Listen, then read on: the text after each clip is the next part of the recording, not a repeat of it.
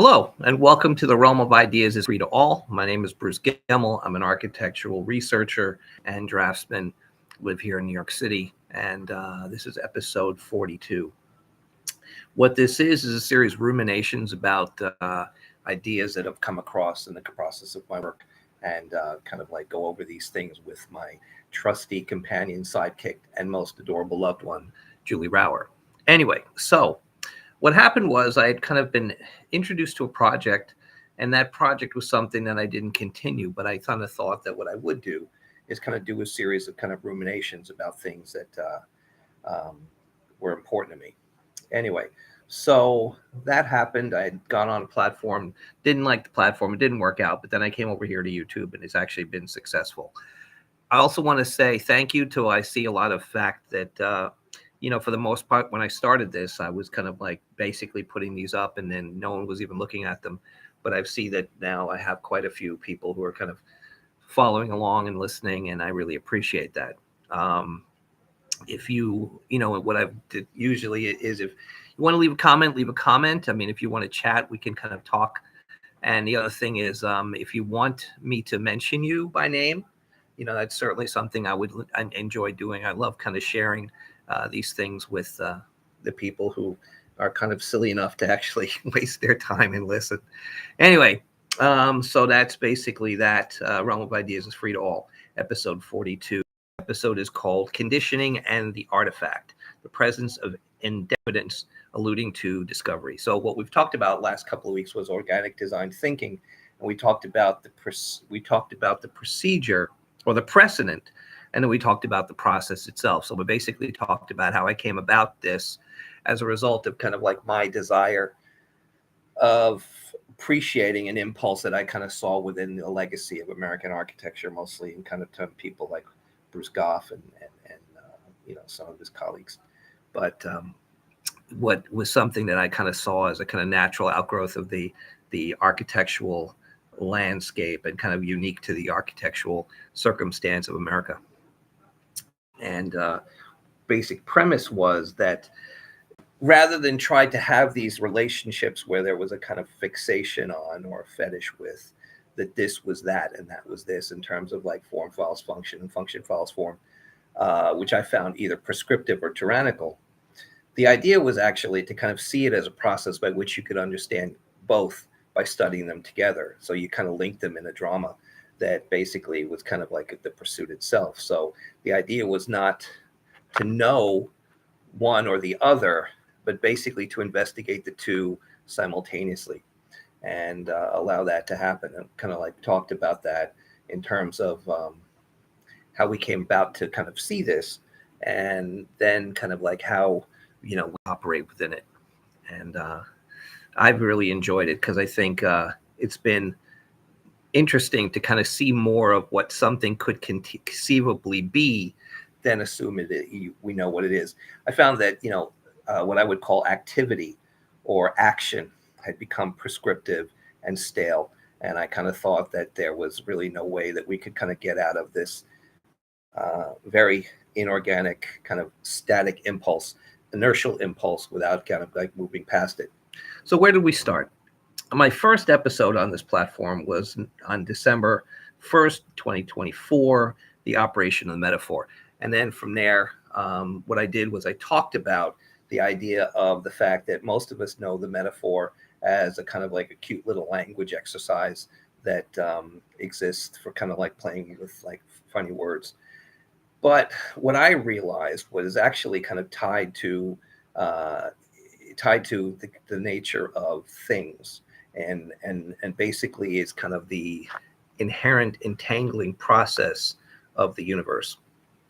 And it kind of reflects, and you could say it was an analogy, but I actually think it's just a kind of process that we can see reflected in our activity. So I talked about the organic metaphor, the artificial metaphor, and then unbreakable bonds, which is a concept that I kind of took along to see things that I saw as having a certain kind of consequence within the landscape in terms of how they could be seen as kind of like proto-metaphors or kind of cultural or social kind of things. And then I kind of I would go in later into the idea of how Whitehead kind of, uses similar idea in terms of the things that he used in Adventures and Ideas to kind of stake certain relationships that existed in terms of correlations that kind of guided us through certain things in society. After that, that was episode 4, Unbreakable Bonds and the Proto Metaphor. Then it was the value and necessary criticism, the art of, then, 6 was the art of finding what needs to be said. And episode 7 was a view of criticism as an indicator of societal health. So criticism was actually introduced to something that would actually find its way back into Unbreakable Bonds in terms of the fact that these could be used to kind of not only see their consequence, but also be indicative of how they were treated by society in terms of what the society's social health was. So in terms of criticism, I kind of started to realize that, like, in terms of the fact that there was this operational capacity, which was the metaphorical process for generation, but then it was also the need to be able to kind of evaluate these things. And I think that one of the things that has served us well in terms of an unbreakable bond between science and technology has been criticism. Criticism is that ability to kind of make substantive judgments and observations about things that basically allow us to understand the consequence of the things that we've kind of come across from a process that can actually be sustainable and evaluative. So if someone says, I use my instinct, or I use this or that, this is fine. But the thing is, what are the advantages and what are the limitations? And I talked about the idea that when science and technology became linked, which is funny because most people say, oh, hasn't science and technology always been linked? It's like, no, actually what happens is relationships between concepts or proto-metaphors shift and change throughout history all the time. It's just that we don't really understand that. So one of the things I use as an example is I talked about the fact that sometimes we would see a relationship that has shifted. For the most part, superstition and religion have, in times of history, been linked to the way in which we see our technology. So our technique, rather than evaluating itself through rational means, evaluated itself through irrational means.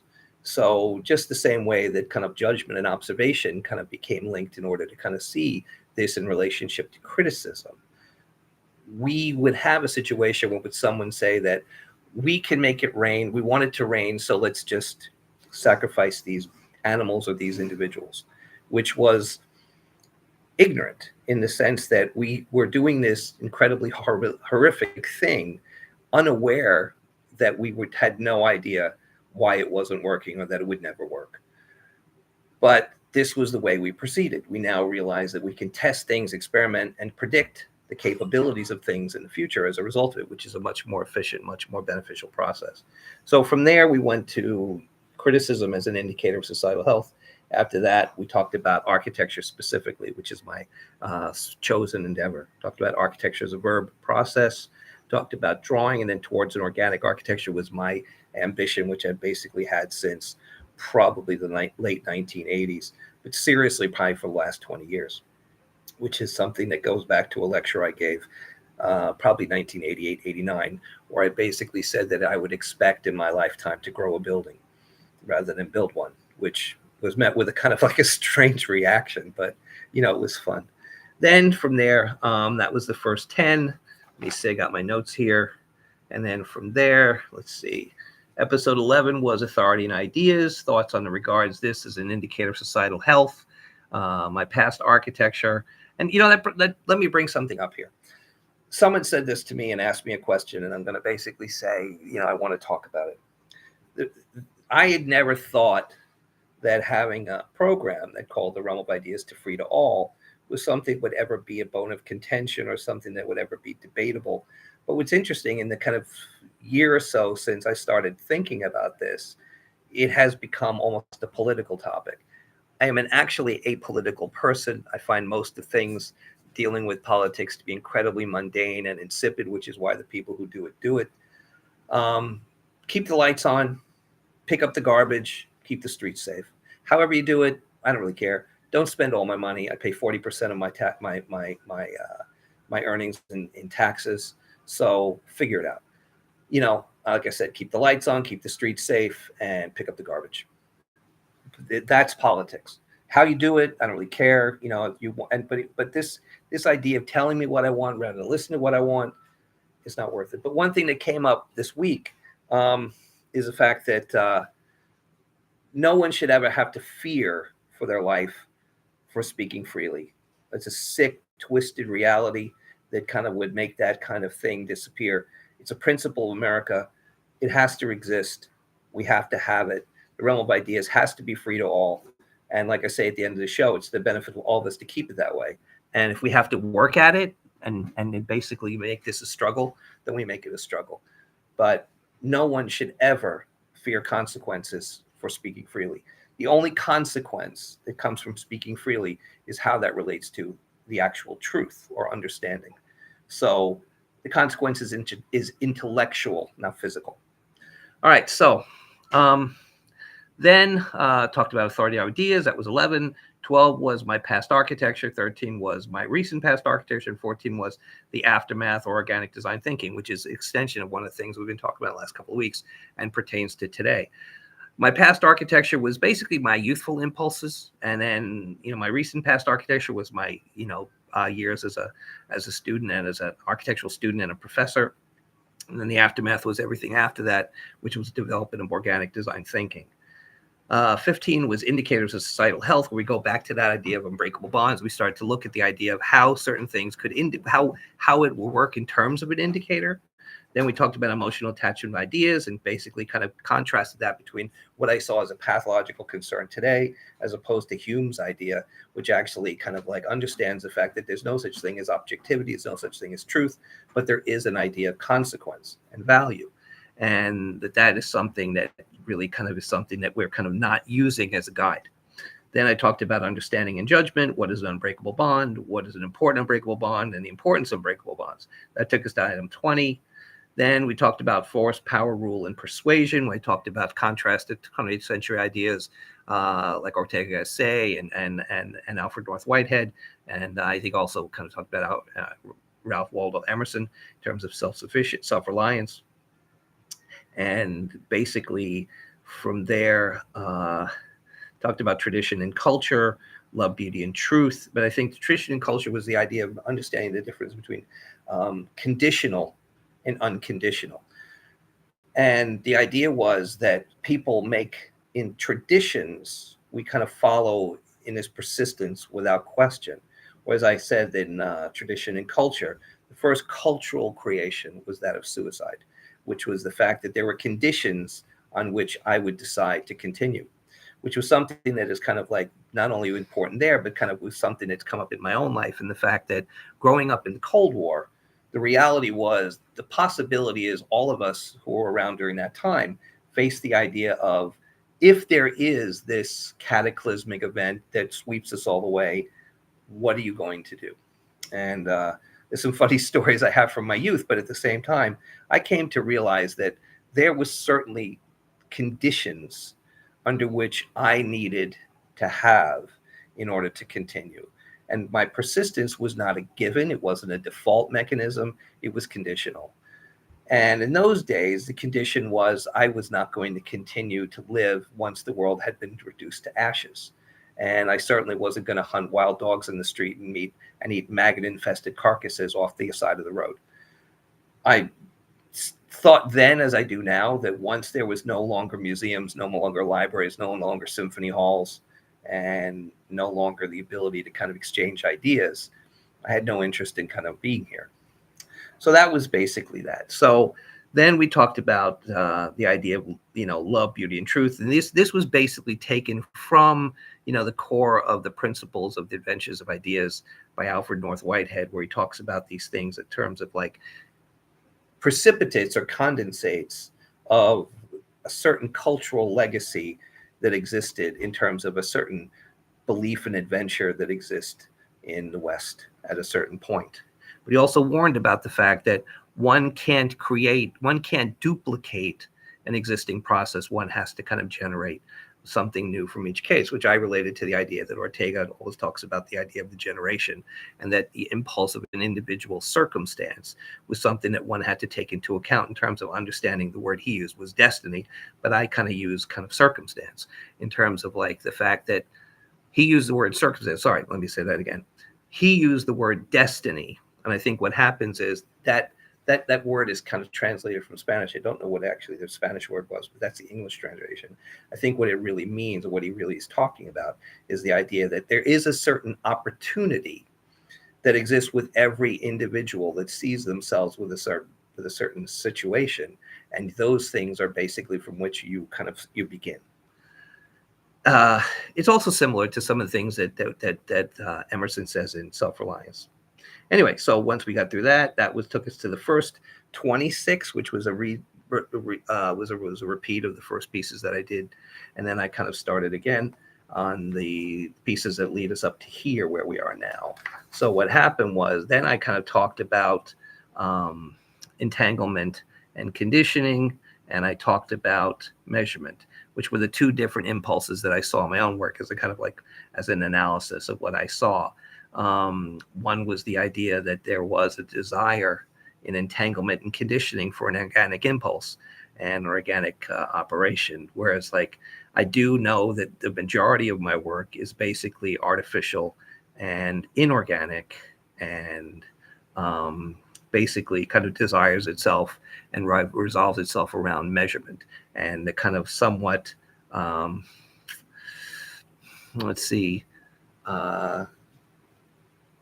the consequence of the disturbing nature of measurement and how it has become a kind of like mirror for obsession and fetish within like human nature.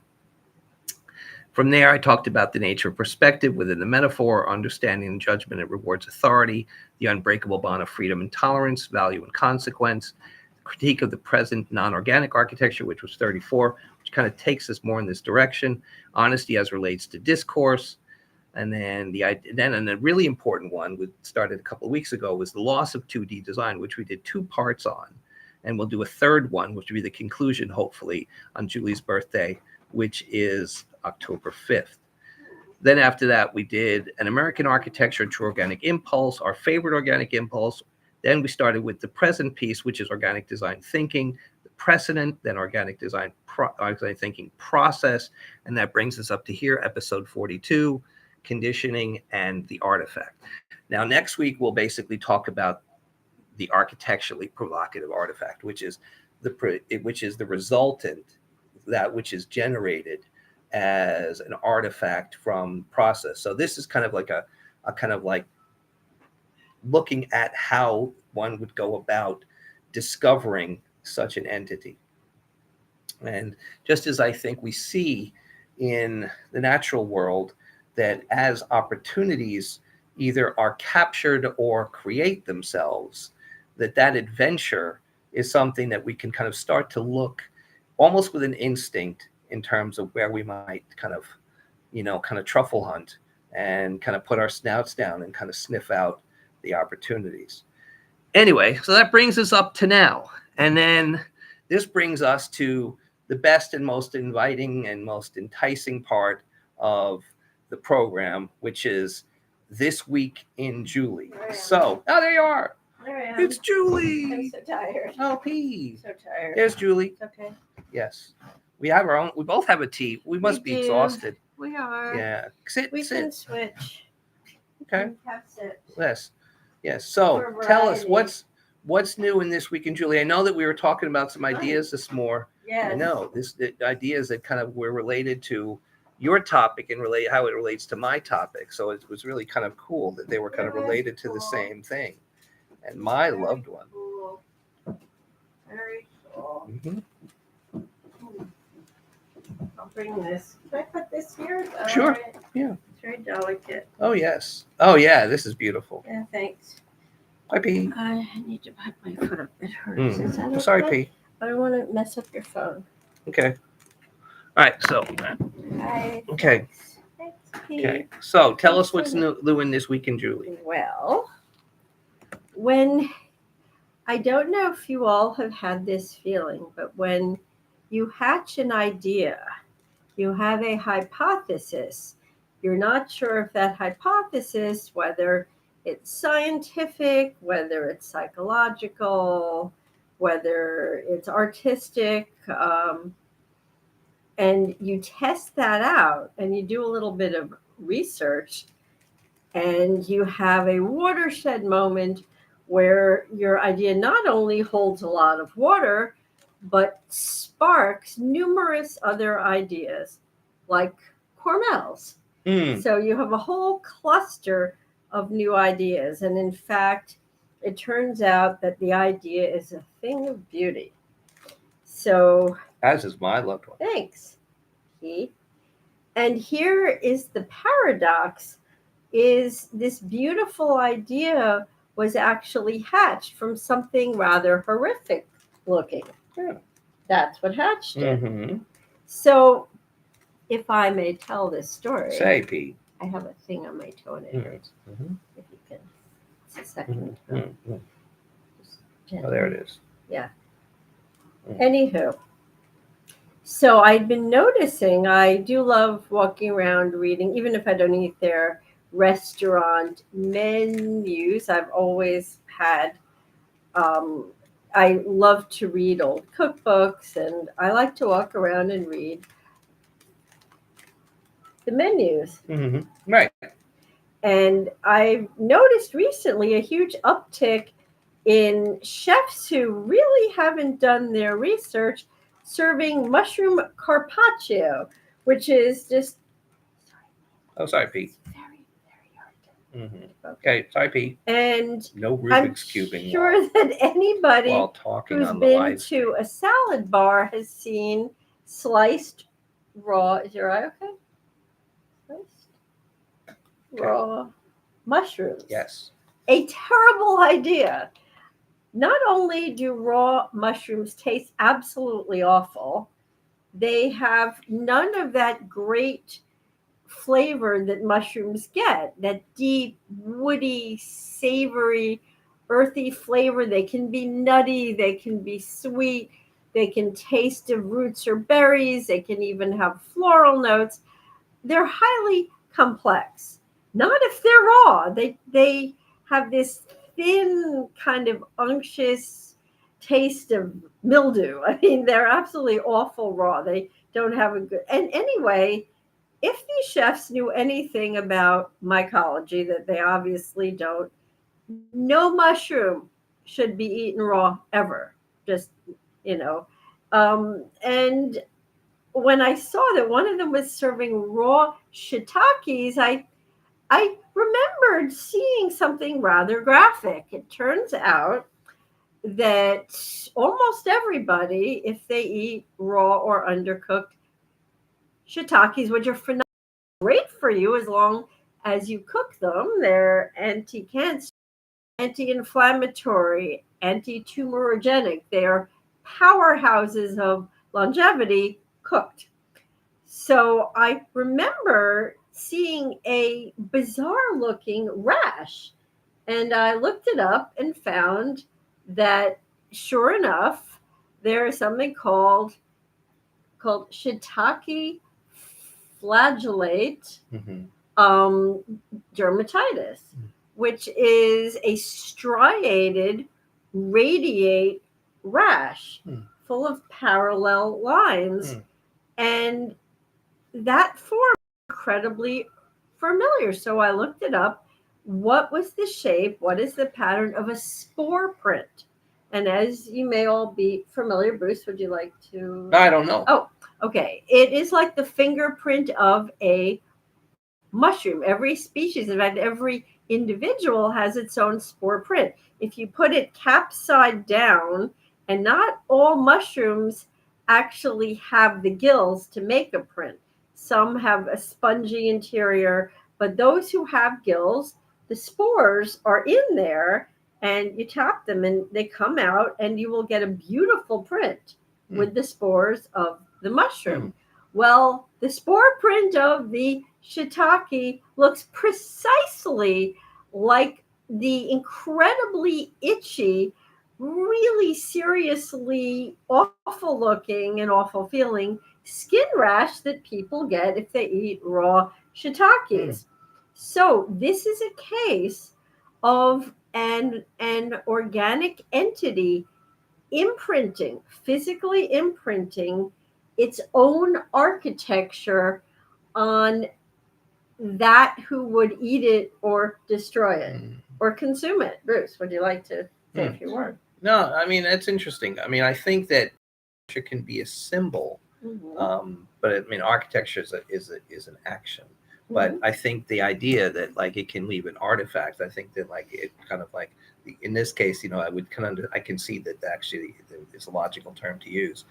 Now, it is like the blueprint. I mean, it's the blueprint of its structure. Well, I mean, it is a kind of identifiable piece. Yeah. That kind of like basically kind of is like leaving its mark, literally. Yeah. So that was kind of something I found interesting related to with this idea of conditioning. They're pretty graphic photographs. If anyone wants to see this, they are really so the pattern itself that you see on the skin as the rash is actually identical to the spore print of the shiitake so itself. The spore print of the shiitake looks simply just duplicates itself over and over again.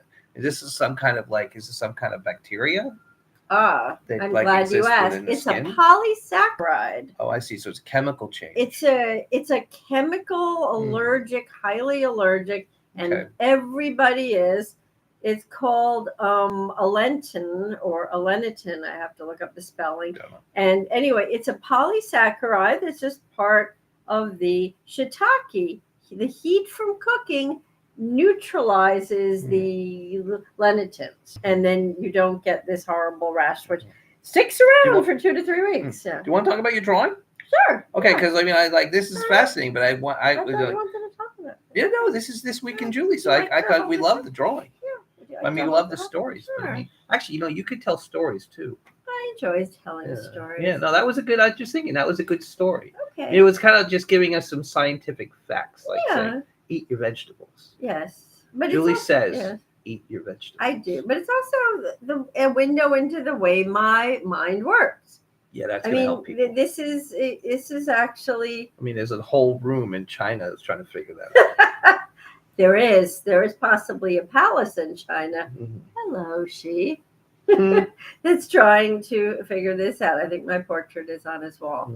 Anyway, this piece, actually, I just applied all of the color that defines this. This is an Art Nouveau vase, another one in the fabulous exhibition at the Met of Art Nouveau ceramics, one of their best, a recent gift from somebody who had marvelous taste and just gave the Met his whole collection. Nice. What? Yes. And in fact, this is by Taxil Dote, one of our famous, favorite French, highly eccentric porcelain masters. This is one of Bruce's favorite pieces. So it's actually my favorite. It's in the one in the favorite show, piece. no doubt. And I call it the insect exoskeleton vase because to me it's the perfect, exoskeleton of a coleoptera, a beetle, of any of the insects that bear exoskeletons. Could be, basically it's very arthropodal. So I defined it, and what is happening here is the central line. This is half the piece. That is the other half of the piece, which I haven't gotten to yet. There's this beautiful central line where it appears to split open and has these pools of glazes. There's russet colored glaze, which is surrounded by a sparkling azure blue, which has a deep umber and then golden ochre undertones. It's just a great piece. And some cool silvery grays, very, very complex. What I've done is I've made a progression where we start with the actual form of the piece, and by these last two openings or junctures, I have turned them into organelles of a plant, because specifically my drawing here is about how plants adapt and change and respond to heat conditions, especially extreme heat conditions. And they grow more apertures. Mm-hmm. They grow more pores. My brain is broken. They Mm-hmm. grow more. Stomata. Thank you. Yeah, what's a stomata with you? Mm-hmm. Yeah. That's funny. Yeah, more. And a stomata is an aperture that opens and closes and has two guard cells, one on either side, that can open and close it. And it's how plants breathe, how plants exchange vital gases. And it births more stomata, often very asymmetrically shaped, and has a whole host. It thickens its lipid layer, it alters its cellular structure, and all of that is going on here. Would you like to ask some questions? No. Would you like to comment? No, like I said, what I was Mhm. thinking of is the fact that from what I saw, and you're going to basically kind of cut this into two pieces, is that some of these things that might engage in terms of its architecture, which by what I mean is that is the activities that are present. You might want to be illustrating that or illustrate that in terms of like those potential kind of operations. And I think you showed me some of the diagrams and some of the patterns. I did. And like I said, one of the things I think is necessary is when utilizing something that isn't identifiable, one of two things are necessary, I believe. I could be wrong, but I think either it is identifiable as to what it is, Yeah. or it's compelling and consequential in terms of what is shown. So an example would be, oh, I see that you're doing an abstraction of a cello. I recognize the neck and the bridge and blah blah blah, and therefore I see the cello and its transformation. Yeah. Or the fact that you identify something of a compelling nature, which could be a pattern, it could be a process, it could be something that kind of has some kind of graphic capability of being identifiable even though unknown, and then from that hence the operation. Because I think one of the problems is, just like with the happy accident, is that one can say this is happening, but it may not actually be the case. What I think has to happen is it has to be it has to be identifiable. It has to have recognition. And I think it's not as if everyone has to see it, but it has to be a reasonable thing that if an individual, my feeling again, is of an individual, a thoughtful individual who engages in observation, it should be identifiable. Yeah. Now, that doesn't mean everyone, people are not trying or they think they're not going to do the work. I have no concern or regard for that. Yeah. So that would be what I see. So I think what you talked about in terms of working in this mid space. Oh, yes. Let's talk about the mid space. Okay. So far in this middle space, I see some tracing, but what exactly is going on here so far? I mean, I see in the middle here up at the top. Yeah. Let's see here, what looks like some kind of like plastic type entity that's kind of connecting the two across the space. Yeah. What is that?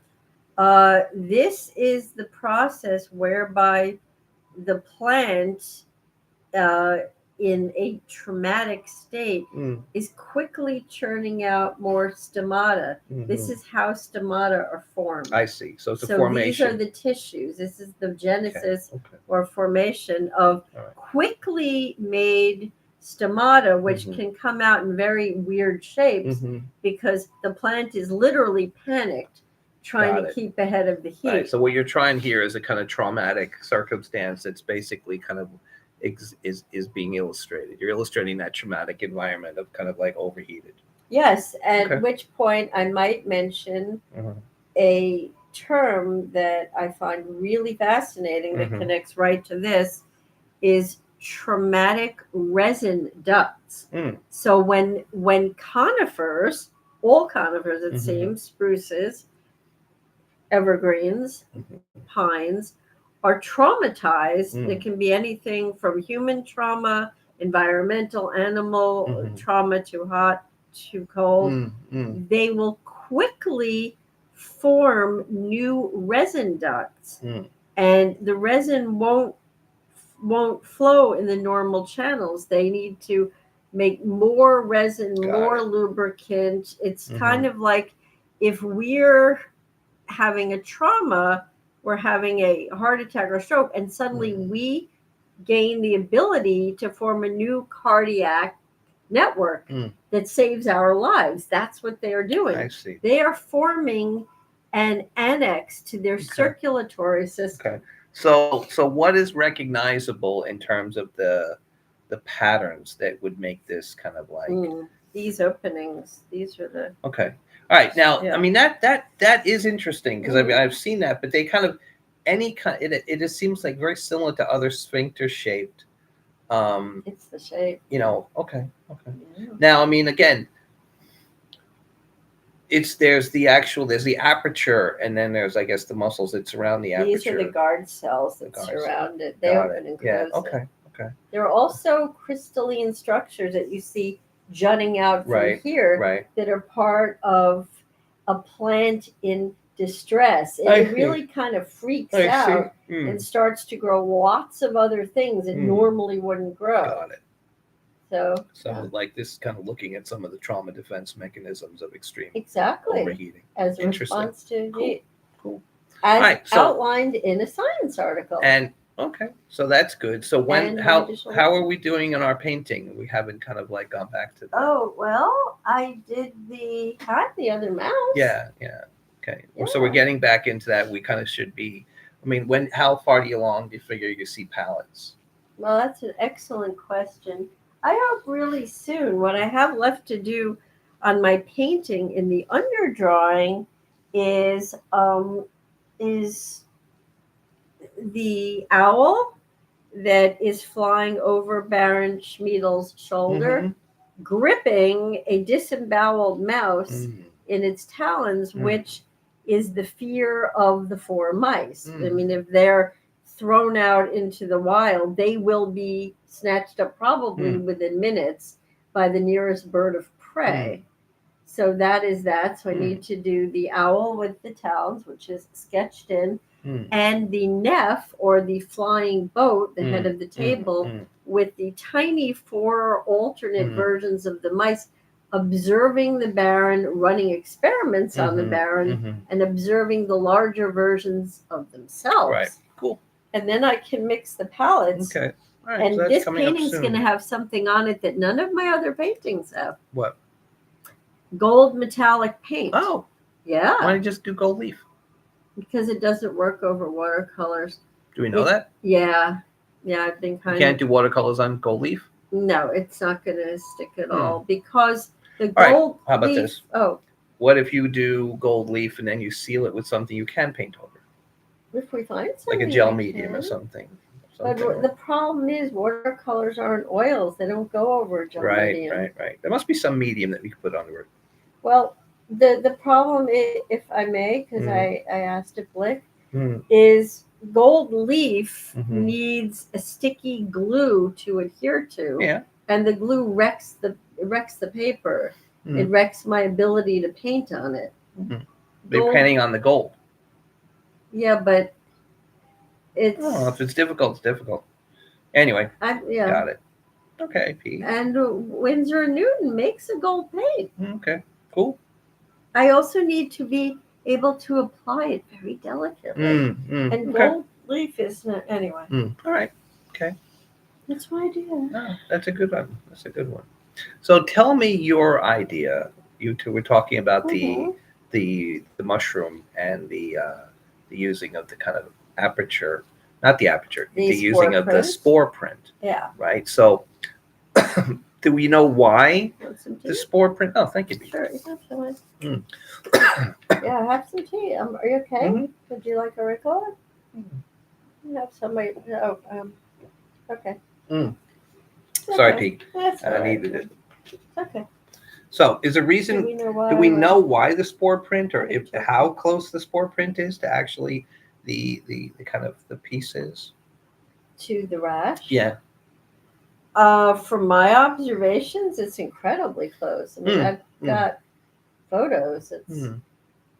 It's a very unique rash that is very frightening. It does not look like anything else. In fact, I sent you the photo. Yeah, they call it the whiplash. Yeah, it Yeah, is it looks like somebody's been whiplash whipped. rash, Mm-hmm. and it looks like lashes, long, as if you were lashed with like a Mhm. cat of nine tails on a Mm. pirate ship. It's pretty dramatic. So if you all want to see something that'll kind of drop your jaw, look up shiitake flagellate dermatitis and click on images, and it looks pretty much the same on everybody's body. It spreads like wildfire. It's not a small rash.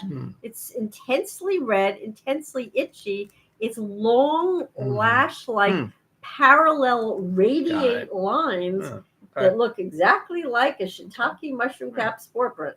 Okay. It's quite something. I have interpret. Okay, so let's think about this idea now of kind of like conditioning of the conditioning and the artifact. Sure. Like how a potential discovery could take place at a certain place. It's kind of like, I mean, one of the things we talked about in terms of like the idea of generating the artifact, that what we're looking for has certain criteria. One of those criteria being an affection. And what happens is we're going to find something that may seem outside of the realm of what we would or what we could say is understandable. But at the same time, we have been able to do it, so we know it's possible. And as a result, we kind of like are looking for certain things within that thing that we can basically kind of like hold on to. So the artifact gets generated, and affection is a word I use because I find as if the reality is you are drawn to it. You generate things that may be proto artifacts or semi artifacts or not artifacts or whatever. But then at a certain point, you start to say, hey, I believe in the potential of this object. And we start to do different iterations of going back and forth. Like we said, the process is different in the fact that we don't know what it is we have, but we have a certain desire to basically, through developing this, almost like, you would kind of like fold a sword. You're kind of iterating, going back and forth between things that have different perspectival kind of weights. In this case, most of the thing that I prefer would be drawings and model building, and the fact that like one can start with the fact that we're going, like we said, in the opposite direction of the happy accident. We're taking thing that we understand, that idea that a lot of people say, oh, I see the face in the clouds. You can always see that. But the point is here, we're actually taking something that's a little bit more kind of like fully formed, but we're actually delineating it. We're kind of going to try to kind of take it to the point where we're going to do it with a fine-tooth comb. I mean, so as opposed to these large, overbearing kind of like almost apparitional brushstrokes or whatever, we're going to get to the point where we're going to do like a very kind of like clean, crisp, kind of mechanical pencil type thing, so that we actually kind of delineate this thing to its potential. So, I always used to joke about the fact that a lot of times people talk about this scientific moment as like, eureka, we found it. Whereas opposed to what I kind of find in my own kind of endeavors, and a lot of other people who told me similar things about their pursuits, is a lot of times it's like, oh, what's this? Right? It's like that kind of hark of like, we've come across something. So let's kind of think about that idea of conditioning. Conditioning in the kind of natural sense for me is that place from which that innovation kind of like advances on its own adventure. That place where we have something new, something novel. We have that kind of novelty. In fact, what was the word I used? I had a great word last week. I kind of like, let me look it up. What was it? It was, provocation of novel utility. I love that. So, the idea is what we're looking for is something that has the potential. Again, what happens now, it's not like form and function are separate things. They're linked in a kind of sense that they kind of talk to each other, and the fact they're doing that in terms of a developmental process.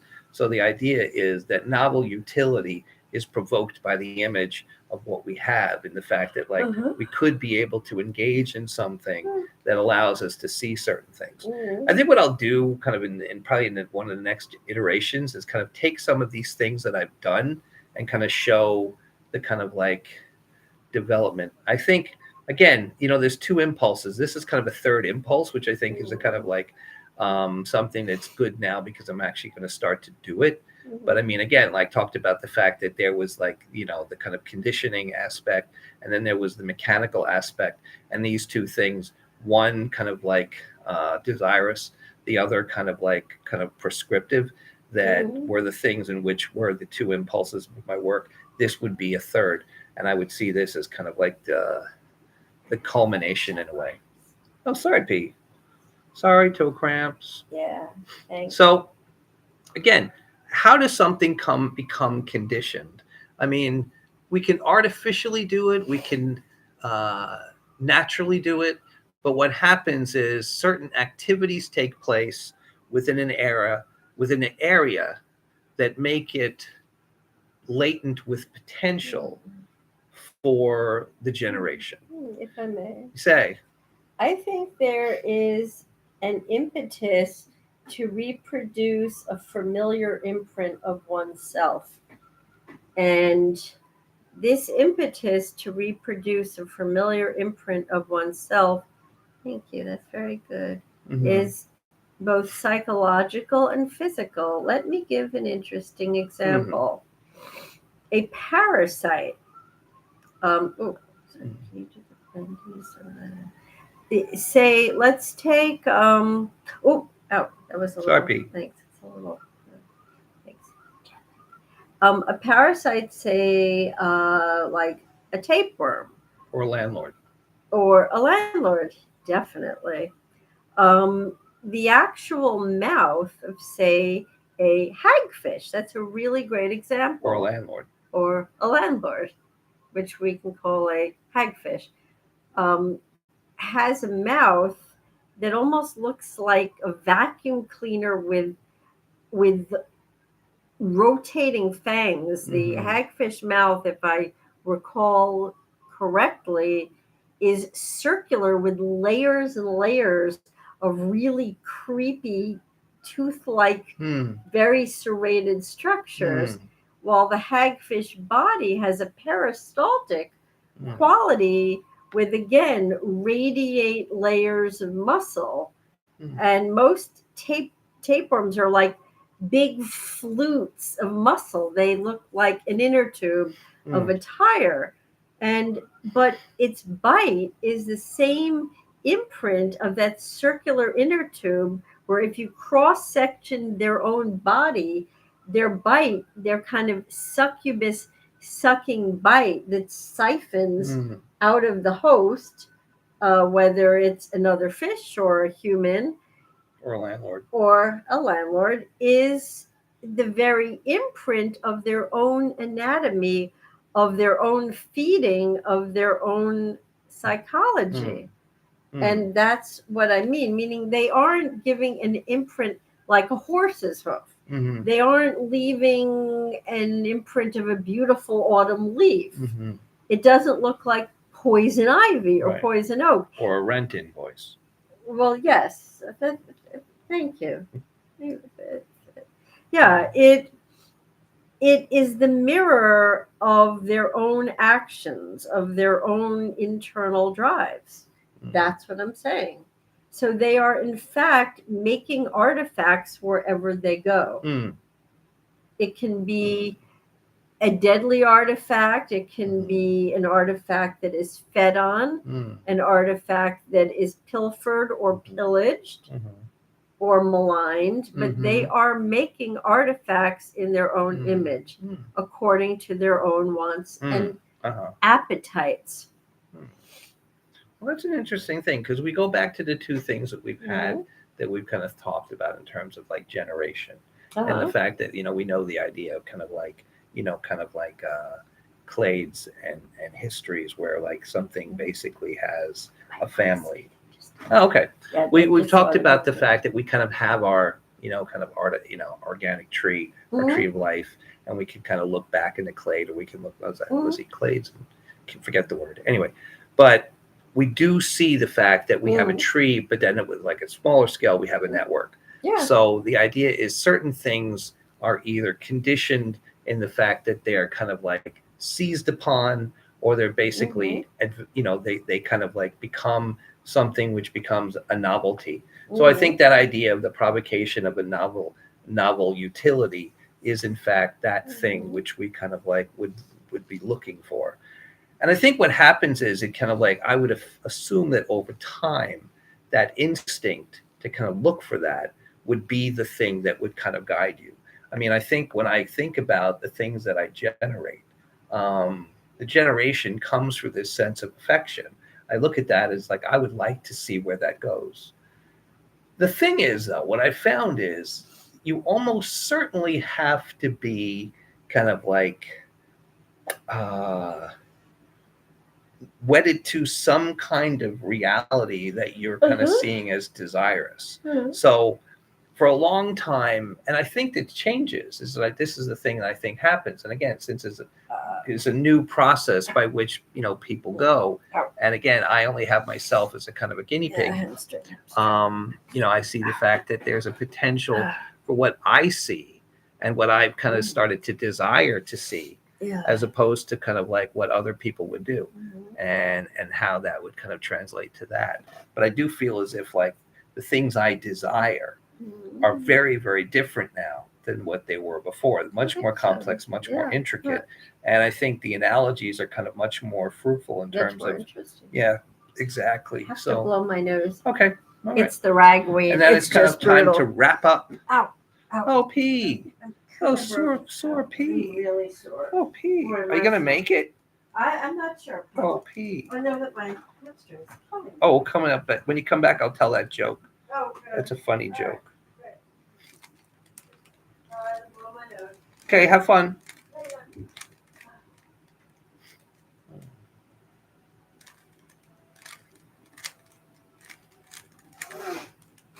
Poor P. Poor suffering P. Huh? Poor suffering P. Okay. I said poor suffering P. Oh, poor P. Okay. Oh, man. Okay. Oh, yeah, I want you to wait. Please continue. Please continue. Oh, okay. Kind of like we're kind of wrapping up now. Okay. So next week we'll kind of talk more about the specifics of what the artifact is. But I think we've kind of found that we've kind of gone through the precedent of how I got to this, what the process is by which it's encountered. We've talked about a little bit of like how we might look for those things. I find that usually that sense of kind of like, that sense of affection, of desire, of interest. It's almost kind of like a romance in the fact that you kind of see this thing that you want to kind of bring to fruition. You kind of have a kind of sense to want to nurture it as a kind of sense.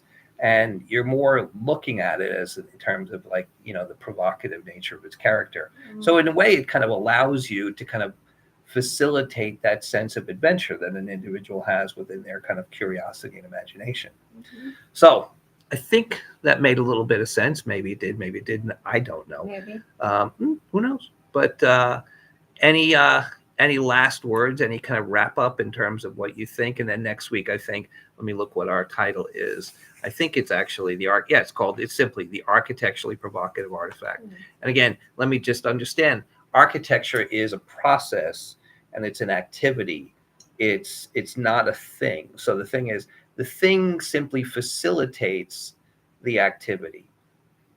But it's not the thing that kind of is the architecture. The architecture is that either imaginative exploration, its discovery of its own self, or the kind of like actions within the object. It's not the object. The object is just a repository of potential. That makes sense. Okay? Yeah. Okay. All right. No questions? No thoughts? Thought. Say. I think that humans, when they attempt to make artifacts that represent themselves, they tend to bend towards the superficial, even the best of them. And the artifacts are mimicking some of the more obvious aspects of human anatomy or physiology, but I find it rare that the interior drives, both physical and psychological, are manifested in human artifacts. I find they are missing those interior drives, and that the artifacts are less representative of the human condition as they are of human wants. It's usually what humans want that they don't have that can be seen in the artifacts they create. That brings up a really good point, is the fact that, like, well, we talk about intention, and we talk about the idea of kind of affection. But the reality is, there's also that healthy and that's unhealthy affection. Yeah. It's like I always found that the affection was something for something of consequence, but it may not necessarily have consequence. It may just become some kind of like obsessive fetishistic thing. But again, who knows, that wouldn't kind of be in some way compelling or provocative or interesting. Yeah. And again, the other thing is, I think what happens is a real test to the process is the ability to hand these things over to another individual, to work with another individual in terms of kind of generating the artifact to fruition, and that's kind of something that I think can, someone else's insight, like the Renku poem, is the fact that one individual sees something and then kind of sees a potential that is kind of being underutilized. So I think that's something that would be nice to kind of like do this in terms of a kind of like an operative team project. But I hate team projects. Yeah, but I love team. I love, let's see, what would you call it? A parlor game, like the kind of Exquisite Corpse. The Exquisite Corpse. Yeah, it wasn't a team. It was it was basically I kind of find that the team. I shy away from teams because I think they're anti-genius. I never work with teams. Yeah. No, I do like the idea of collaborations, or kind of like, kind of like, the kind of idea of a kind of a with one or two mental, colleagues. a kind of like a mental play. I think a team turns into a posse. Yep, exactly. That's funny. So, all right. So that's it for now. Next week, the architecturally provocative. Oh, you okay? Sorry. Yeah. Next week, the architecturally provocative artifact. Okay. And basically, again, as I started, let me close with the same thing. The realm of ideas is free to all. It has to be free to all. And honestly, we have to understand that the only consequence of thinking and thinking and speaking freely is how it relates to understanding. That's it. There is no punishment. There is no possible punishment, for basically speaking freely. Maybe someone says something stupid, they embarrass themselves, but the idea of actually laying hands or kind of doing things to an individual because he is speaking freely is something that is just disgusting. It's diabolically evil. It goes against any kind of things of consequence. It's basically it's an indictment of the lack of character of an individual. It's anti-genius. It's anti-civilization. It's anti-consequence. And it's anti-progress. Exactly. Yeah. All right. So let's say it again. The realm of ideas is free to all, and it's to the benefit of all of us for us to maintain that. Amen to that. Thank you. Thank you.